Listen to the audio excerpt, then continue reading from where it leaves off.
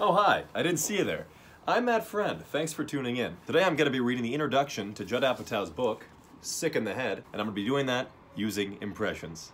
Judd is a huge inspiration for me. He's actually one of the reasons that I got into comedy in the first place. I'm 19 years old from Chicago, and I dream of working with Judd one day, and I really hope that he sees this. So, here we go, guys.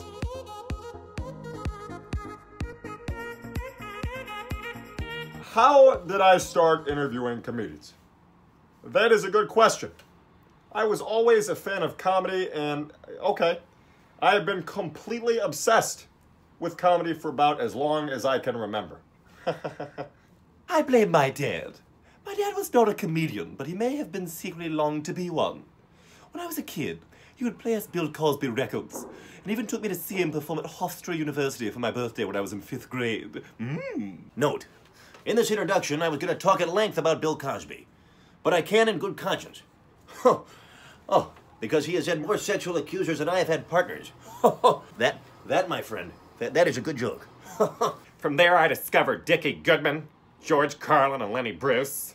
And then when Steve Martin hit, I completely lost my mind. It was crazy. I bought every album he put out and couldn't stop doing an impression of him for the next 5 years. It was crazy. The biggest fight I ever got into with my parents was when we were at an Italian restaurant for dinner and I was trying to rush them out so we could get home in time to see Steve Martin on the Carol Burnett show. Great show. Crazy. They refused to hurry through their chicken parmesan, and as a result, I never got to see it. I remain furious. Believe me. The mid to late 70s was a golden age in comedy. You had Richard Pryor, Saturday Night Live, Monty Python, SCTV, all in their prime. Believe me, I was there. I saw a lot of it. You know, the club scene was beginning to explode too. In my room at night, I would circle the names of all the comedians in the TV guide who were going to perform on talk shows that week so I wouldn't miss any. When I was in 5th grade, I produced a 30-page report on the life and career of the Marx Brothers and paid my friend, Brandy Eigen, $30 to write it out for me. $30. I was not in the top 10th of 1%. I was not. Longhand, because he had better handwriting than I did. This, by the way, was not for school. I wrote it for my own personal use, and a comedy freak was born. Mr. Gorbachev, tear down that comedy freak. I'm not sure why I was so drawn to comedy. Part of it, I think, was frustration. Looking back, I was an angry kid who didn't feel like the world made sense. My parents were not particularly spiritual people in those days, so they couldn't help much in the existential angst department. It's a good one, Judd. It's a good line. You make that up yourself? It's good. The closest they came to religion was seen over and over again throughout my childhood. Nobody said life was fair. It was the opposite of The Secret. It was the anti-secret. This left a bit of a void in my life. And I looked to comedy and the insides of comedians to fill it. That's good. That's really good. Plus, I was the youngest boy in my grade, so I was small. A size deficit led to me always being picked last in gym class, every day for 13 years. You know, when you're always picked last, you always get the worst position, like right field in baseball. I mean, that just gotta suck consistently. I mean, it's just not fun, you know?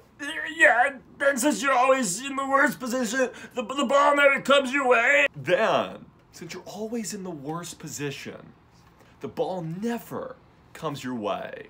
So you never get a chance to show anyone that you are, in fact, good at this sport. It's very mind-blowingly frustrating, like my career on MASH. But the truth is, you are not good at this sport because you are never involved in a play, because you're always in the worst position. It is time to step up to bat. You feel so much pressure to do something incredible, like hit a home run that you usually whiff. If you somehow manage to get ahead, your accomplishment is ignored by your peers.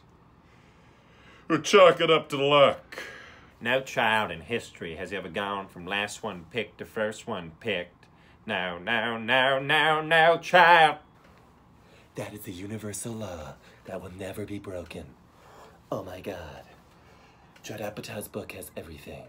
And the kid who is picked last never gets a girl to like him because he has been labeled a loser. Wait. Therefore, what else is there to do except decide that everyone else is the loser and you are the cool one? That is how the cocky nerd comes to be. So I had a lot of time to sit there in right field thinking about other things, like how unfair this whole setup was. If I wasn't handsome, how would I ever find a girl who loved me? Yes, and I'm living today. Could someone who sucked at sports be popular? Was there a reason why nobody else was interested in the things I found interesting? Why did all the teachers think I was a pain in the ass and not someone special? Why? Well, that was just a little bit of a taste of the introduction to Judd Apatow's wonderful book, Sick in the Head. I would really highly recommend that you check it. There could be a lot more impressions to fit into that introduction, but it's a long introduction. But thank you guys for tuning in. Judd, if you do somehow see this video, you are a huge inspiration. Keep doing everything you're doing like it matters that I'm telling you that. But seriously, thank you so much for the inspiration. Your films are incredible. Your comedy special was incredible. Thank you so much, Judd. Peace.